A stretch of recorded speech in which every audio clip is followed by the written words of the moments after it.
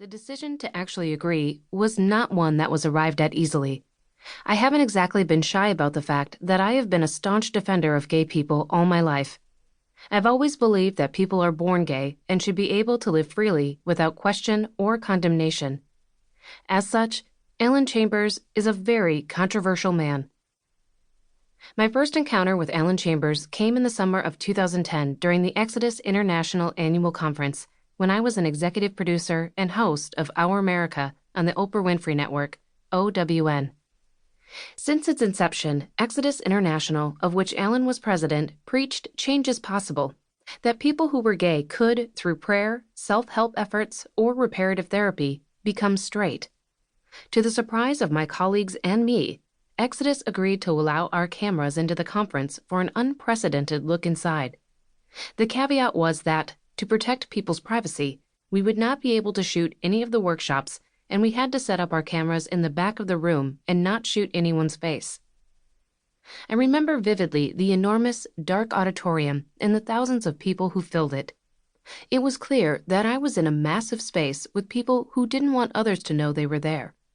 Acknowledging their presence meant that they might have same-sex attraction, something people there wanted desperately to try to change about themselves. I recall seeing a young boy who looked to be around 15 years old, and the scene made me sad.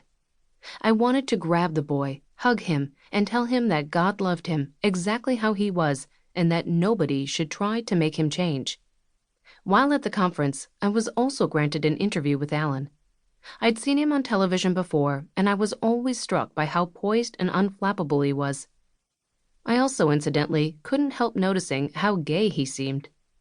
Given my hard and fast beliefs about homosexuality, I was, admittedly and distastefully, eager to observe Alan living a lie that I'd assumed was meant to suggest that because Alan was happily married to a woman, others who were struggling with same-sex attraction could do the same, that they could change. In the end, however, it is Alan who has changed. Not from gay to straight, not from conservative to liberal, but instead from condemning to accepting, from being ashamed to being freed. And I am certain that his journey and that of his wife Leslie can help people similarly come to terms with and love the person they are, regardless of what others think of them. By his own admission, by trying to help people achieve something impossible, Alan, as head of Exodus, had hurt some people. Now he cares more that others believe that God loves them, irrespective of their sexual orientation or anything else for that matter. Alan writes about our first interaction during the conference further on in this book, but I would actually go on to spend more time with him and his lovely wife in later years, at their home with their children, on a television set, at their church, and on the phone. What I would come to believe is that Alan is happily married to Leslie, but that they do not want their relationship to be an example of how a homosexual man can live in heterosexual bliss. They no longer want to be heralded as a gay-to-straight success story.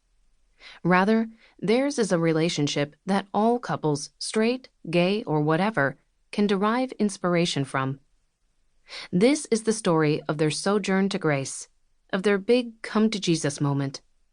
I long for a time when we will cease to feel the need to characterize and criticize other people, a time when we will just love. After reading this sometimes uncomfortably honest and brave book, it's clear that Alan and Leslie want that also. Lisa Ling, www.lisaling.com. Preface. Alan and I were recently asked, why write a book? It's a good question, and my initial response was, I don't know. How's that for inspiring?